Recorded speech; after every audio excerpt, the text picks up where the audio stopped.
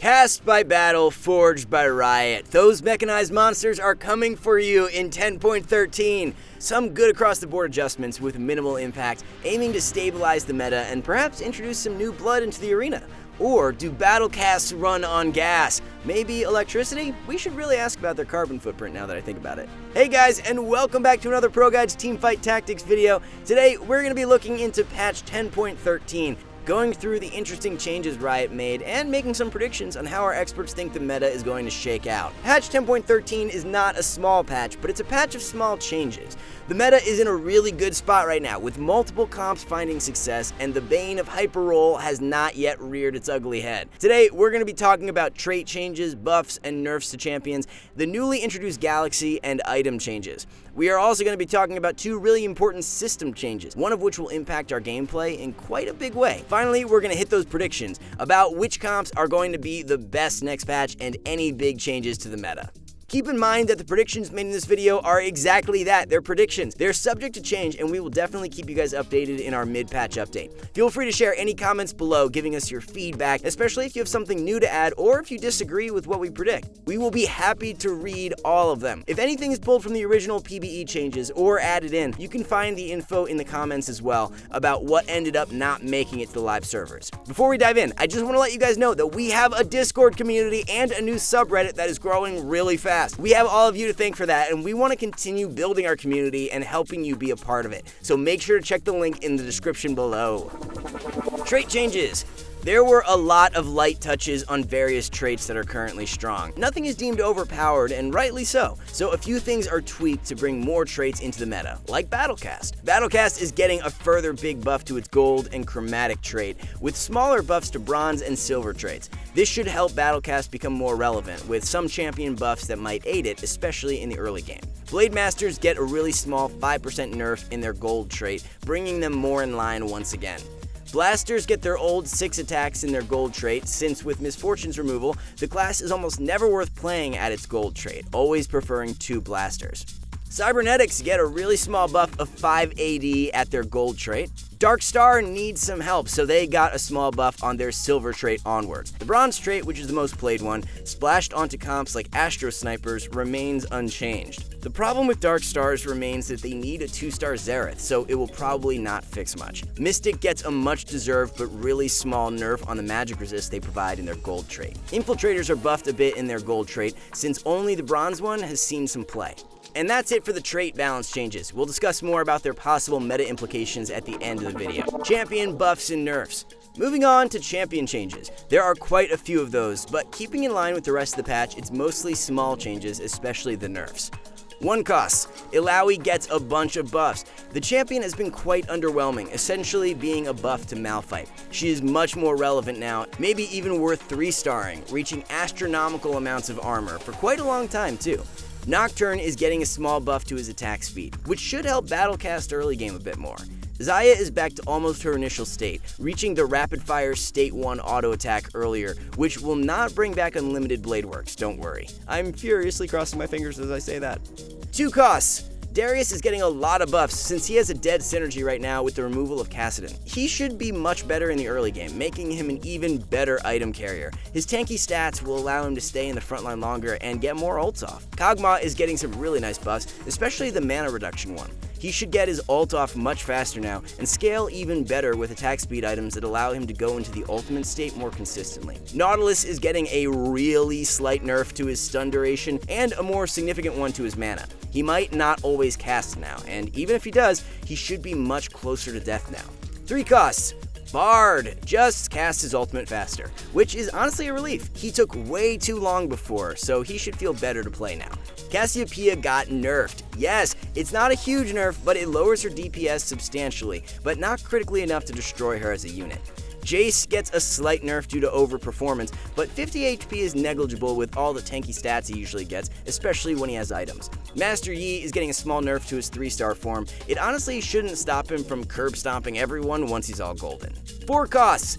Fizz gets a small nerf to his mana. He has been an interesting addition to many comps to give Echo the Infiltrator buff and some more CC. Gnar gets a few changes to his 3-star form as it was not enough of a win condition apparently. He has even more HP and AD in his transformed form now when 3-starred. More importantly though, his stun duration is reduced a bit, which is good since it felt a little bit too oppressive. Jinx gets a really small nerf to her bonus attack speed on 1 and 2-star. It makes the 1-star Jinx a little bit less explosive, but it shouldn't even be noticeable in her 2-star form. Riven is nerfed just slightly, which is good because I'm officially a Riven one-trick now. Her survivability was deemed too high, so a small shield nerf is engaged.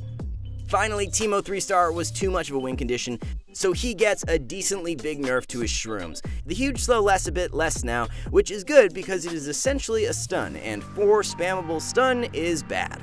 5 costs. Echo's 2-star form is nerfed a bit in its magic damage.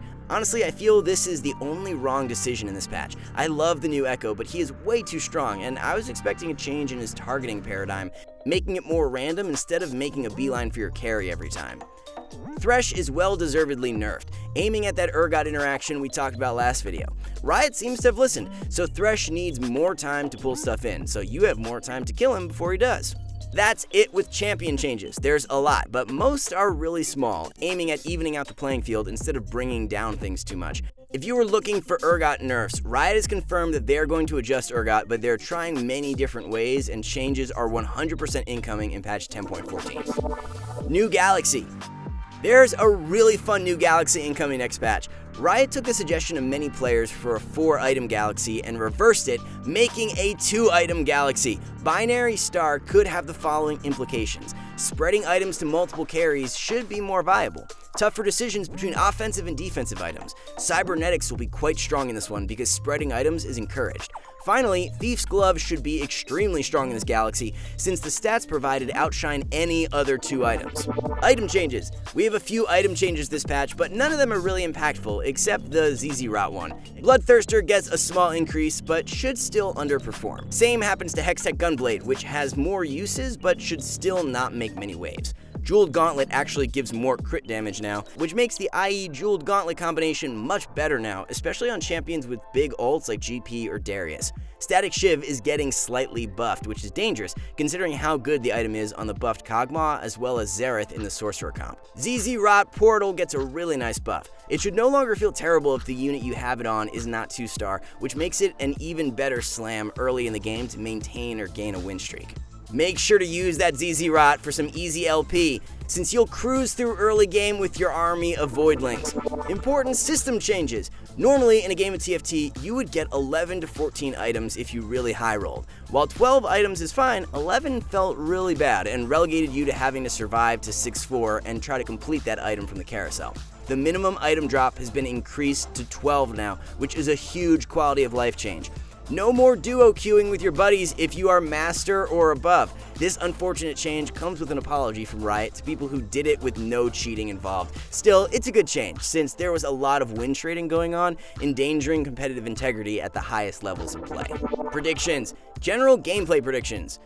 Not too many things change here. Aggressive leveling will still be the norm since hyper-roll comps do not exist yet. If anything, playing flexibility is a bit buffed this patch due to the increase in potentially good comps you can hit as you level through the game. Battlecast, Blasters, and maybe even Dark Stars will join the party, with Battlecast being a much more relevant early and mid-game comp, even if you don't end up running 6 of them.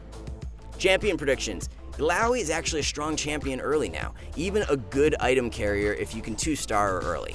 Ionic Spark should be quite strong on her. Same thing goes for Darius. You should definitely use him early in the game, possibly slotting in a Graves or Jace as well to get your well-earned Pirate Gold. Darius might arguably be a better offensive item carrier than Jace right now, especially as a 2-star. Kog'Maw can be a carry again now, like he was at PvE, and might possibly be one of the best early game champions now with a Giant Slayer or Static Shiv. The rest of the champion changes do not alter much as most of them got small nerfs. Comp predictions. Every single comp that is viable now will be viable after 10.13 hits live. Vanguard and Mystics got hit a bit, but it was already losing its S tier status with the advent of 6 Blade Masters and their true damage. The other comp that got nerfed a bit indirectly is Astro Snipers. The comp was already dropping ranks fast, with Teemo 3-star being one of its definite win conditions. The nerf, while retaining him as a win condition, should reduce your chances when playing this as well. For some better results, you should keep the Cybernetics, Blade Masters, Sorcerers, and Vanguard Mystics in your arsenal, and just add or re-add Blaster Brawlers and Battlecast Blasters to it. Space Jam might be making a bit of a comeback due to the Darius buffs. The one comp that remains unchanged, to our great surprise here as well, was Mystic Protectors. It's an extremely strong comp, especially due to the almost unfair interaction of the Protector class and Warmogs. Given that everything else got slightly nerfed, playing this comp is going to rank you up like crazy. Thanks for tuning in, everyone. Let us know which comp you think will dominate in 10.13, and if you want to get better at TFT, make sure that you visit ProGuides.com, where you can find challenger coaches who will help you reach your dream rank. Thanks again for watching, everyone, and we'll see you in the next video.